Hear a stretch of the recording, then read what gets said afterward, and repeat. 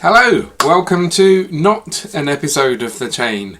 Unfortunately, I'm not here this weekend, so I'm recording this from the past, and hopefully you'll enjoy this. I've selected a cue from A Place in the Sun, a 1951 movie scored by Franz Waxman, and I think it's kind of appropriate for obvious reasons why I'm not here.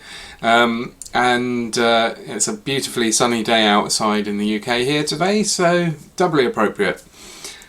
I was going to just upload a video of the cue with the music, as I have done on the channel many times before, but this one actually turned out to be slightly more interesting than I was expecting. When I was looking through the manuscript, I found that there are actually two different versions of the cue. Excuse me. Which you hear a version in the movie and on the soundtrack CD, which has the first 16 bars of the original cue, 15 bars, sorry, and then from measure 16 onwards is a different cue or revised ending written by Victor Young, who was the head of the music department at Paramount at that time. And back in those days, the composers used to work in the same building. They would actually collaborate quite often, and so it's not too unusual to actually see a different composer's name on a cue within the score. So you can see here, this we're going to have a look at the version you see in the movie first. I've written that it's 1A, which was the original cue, plus 1A, 1Y, which is the Victor Young part, composed by Franz Waxman and Victor Young, orchestration of the original cues by Leonid Raab, and the revised ending by Leo Shukin. What I also found quite interesting is that the version that ended up in the picture doesn't necessarily follow what's going on screen very closely at all, whereas Waxman's original really does, kind of apes it. Now, I couldn't find any trace of the original cue in full having been recorded. It's not on any soundtrack releases or anything like that. Couldn't find it in the archives, so what I'm going to play second is the Noteperformer playback from my engraved score. So it's not quite as full sounding, but it gives you a really good impression. And one other little caveat I should say is that because we don't have that original audio to go by, I've used hit points and action markings in the sketch score to try and sync up with the picture. Things that happen on screen are marked clearly in the sketch. You know, a car rushes by, George climbs into a truck, things like that, and they happen.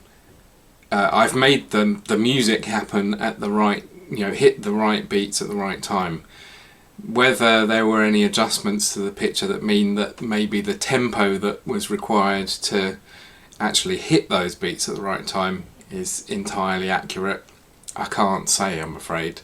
And there are a couple of bits where it feels a little bit rushed, so maybe something was cut from the picture, it was trimmed slightly, and then to hit that point at the right time,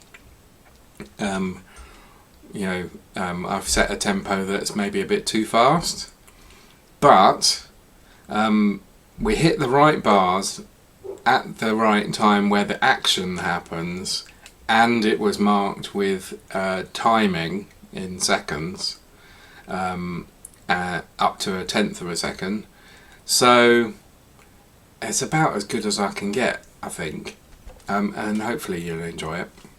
One small other thing you might notice as it's whizzing by, there's some really interesting use of key signatures in this. I have followed the original exactly, just because otherwise it would be very easy to trip up and put in wrong pitches. So there are some quite odd looking key changes, and like you can see here in measure number 4, we've got slightly odd use of key signatures there, and then instruments with no key signature. As I say, that's literally following what I had, and therefore the end result sounds good.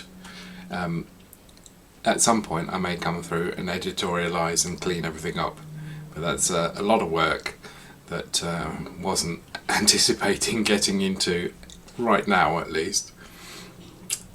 Anyway, that's been a lot of waffle from me. Let's get into some music. And as I said, we're going to start with what you see in the original picture, and I'm going to play the actual clip along with it. So here we go.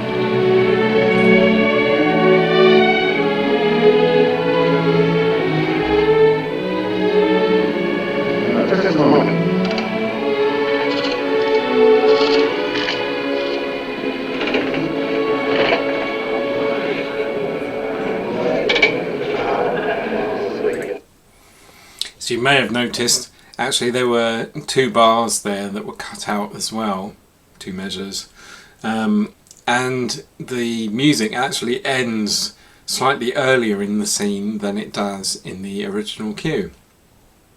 So let's therefore switch over to the original and have a look at how it would have sounded. Hopefully.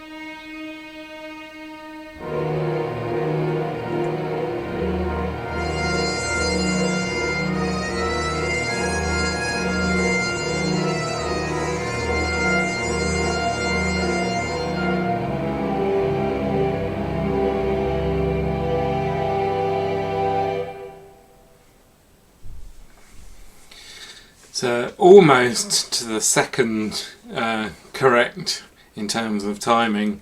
But I'd be interested to know what you think, whether you prefer the original cue or the way it finally landed in the picture. Maybe you could leave a comment in the video below. But that, for me, I'm afraid, is all for this week. So next week, hopefully, join me back again for live streaming. We're going to be having a look at Basil Polidoris's score from Starship Troopers, which is going to be absolutely awesome. So if you haven't already, please subscribe to the channel and chuck a thumbs up on so that more people get to see this. And hopefully I'll see you again soon. Have a great week. Bye.